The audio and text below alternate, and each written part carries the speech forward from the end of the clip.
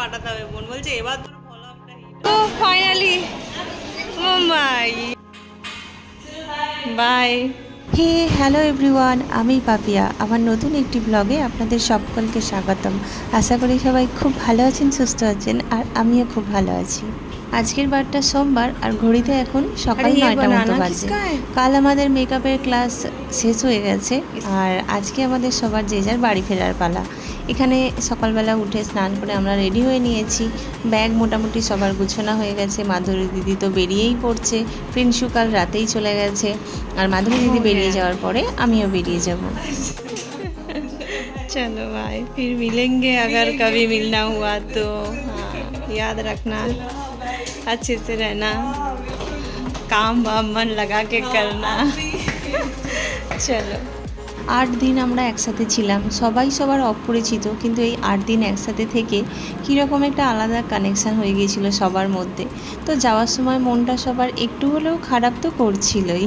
আমরা সবাই বলছিলাম যে কি জানি আবার কোনো দিন একজন আরেকজনের সাথে আমাদের দেখা সাক্ষাৎ হবে কি না, কারণ সবাই অনেক দূর দূর থেকে এসেছিলাম আমরা। কিন্তু দেখা সাক্ষাৎ না হলেও ফোনে যোগাযোগটা তো থাকবে। এখন তো সোশ্যাল মিডিয়ার যুগ, সোশ্যাল মিডিয়ায় সবাই সবাইকে চেনে, তো সেইভাবে আমাদের মধ্যেও কন্ট্যাক্ট থাকবে। সবাই তো চলে গেছে, এবার চলুন সব কিছু গুছিয়ে একদম দেখে নিয়ে ভালো করে আমিও বেরিয়ে পড়ি। এখানে দেখুন এই কদিনে আমরা কত জলের বোতল জড়ো করেছি এখানে জল খেয়ে। তো আমারও টাইম হয়েই এসেছে, তো সবাই তো সবার বাড়ি ফিরে যাচ্ছে, কিন্তু আমি বাড়ি ফিরবো না। আমি এখান থেকে যাব মুম্বাই। ভাই রয়েছে, ভাইয়ের কাছে যাব। যেহেতু সুরাট আর মুম্বাই খুব বেশি ডিস্টেন্স নয়, ট্রেনেতে ঘন্টা দিনে কি লাগবে, তো ভাবলাম যে ভাইয়ের কাছ থেকে ঘুরেই যাব। মুম্বাই ছেড়ে গিয়েছি প্রায় 8 বছর হয়ে গেছে, আর আসা হয়নি, তো এত কাছে এসেছি যেহেতু একবার তো ঘুরে যাবই। এই যে আমাদের একাডেমিটা, 8 দিন এখানে কত হাসি মজা করে কাটালাম, কত কিছু শিখলাম এখান থেকে। জানি না কেন একটু হলেও মনটা তখন ভারী লাগছিল। স্যার তো এসেছেন আমাকে স্টেশন পর্যন্ত পৌঁছে দিতে, তো উনি আমাকে স্টেশনে নামিয়ে দিয়ে চলে আসবেন। তবে তারপর থেকে কিন্তু আমাকে একাই যেতে হবে।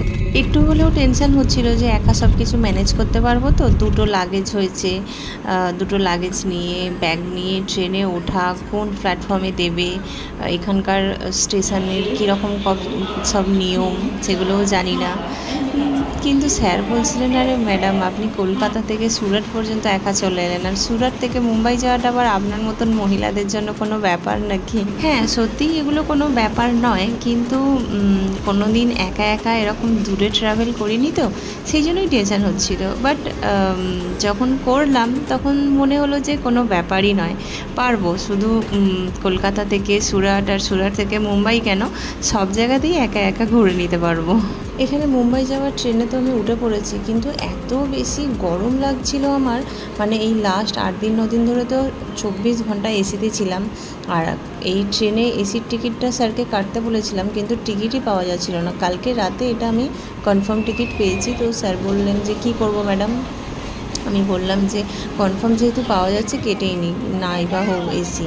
কিন্তু প্রচণ্ড কষ্ট হচ্ছিলো, মনে হচ্ছে এই 10 দিন যেন কাশ্মীরে ছিলাম আর তারপরে বেরিয়েছি এমনি নর্মাল ওয়েদারে, এত বেশি কষ্ট হচ্ছিলো। যাই হোক, এখানে কথা বলতে বলতে দেখুন আমি চলেও এসেছি। So finally Mumbai. এখানে ভাই তো এসেছে আমাকে নিতে, কিন্তু আজকে যেহেতু সোমবার আর সপ্তাহের প্রথম দিন, ওকে আবার ওর অফিস হাফ টাইম করে আমাকে নিতে আসতে হয়েছে, মানে একবেলা ছুটি করতে হলো, আর ও থাকতে হচ্ছে ভাইন্দারে। তো চলুন তাহলে এখন ওর সাথে যাই ওর ঘরেতে। জানি না কীরকম জায়গায় থাকে না থাকে, আসলে ও যে রুমটা নিয়েছে সেটা এই জাস্ট 1 মাস মতো হয়েছে আর কি ও নিয়েছে। আগে অন্য এক দাদার ঘরে থাকতো, তো এখন অন্য একটা ও কাজ শিখছে, তো তার জন্য ওর একটা আলাদা রুম দরকার ছিল। জাস্ট 1 মাস হয়েছে রুমটা নিয়েছে। রুমেতে তো এখনও মানে ফোনে যতটুকু যা শুনতাম বলতো কিছুই নেই, এখনও কিছুই কিনিনি। আর কদিন থাকবো জানি না, হয়তো খুব বেশি দিন থাকবো না। তো এই যে এখানে চলে এসেছি।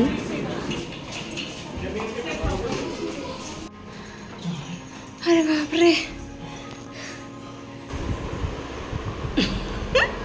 এটা বোনকে পাঠাতে হবে। বোন বলছে এবার রুমের মধ্যে তো আমি এসে দেখছি ওর এখানে কিছুই নেই, মানে একজন দুজন থাকার মতন কাজ চলা যতটুকু যা থাকে শুধু ততটুকুই জিনিস রয়েছে, ততটুকুতেও মানে আর কি ও কাজ চালাচ্ছে এইরকম। আর ও থাকে ওর সাথে, ওর আর একসাথে থাকে। আর এখানে আমি যেহেতু ফোনেতে বারবার বলতাম যে আমি এখানে খাবার খেতে পাচ্ছি না, মানে সুরাটে যে ছিলাম এদের গুজরাটি খাবার আমার ভালো লাগছে না, তো ও কবে থেকে আমাকে বলে রাখছে তুই আয়, এলেই তোকে মাংস খাওয়াবো। তো আজকে আমার জন্য মাংস করছে। এতদিন শুধু আমার হাতে রান্না খেয়ে এসেছে, এটা খাবো ওটা খাবো সেটা খাবো, আর এখন ও আমাকে রান্না করে খাওয়াচ্ছে। ভাইটাও আমার বড় হয়ে গেল।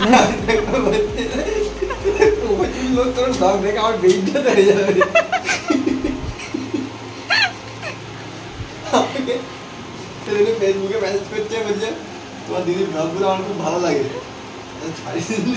যে বলেছে তাকে এবার বলবি এইবার দেখবে আমার দিদির ব্লগ। ফেসবুকে ফ্রেন্ড রিকোয়েস্ট পাঠিয়েছিল, অ্যাকসেপ্ট করে দিয়েছে।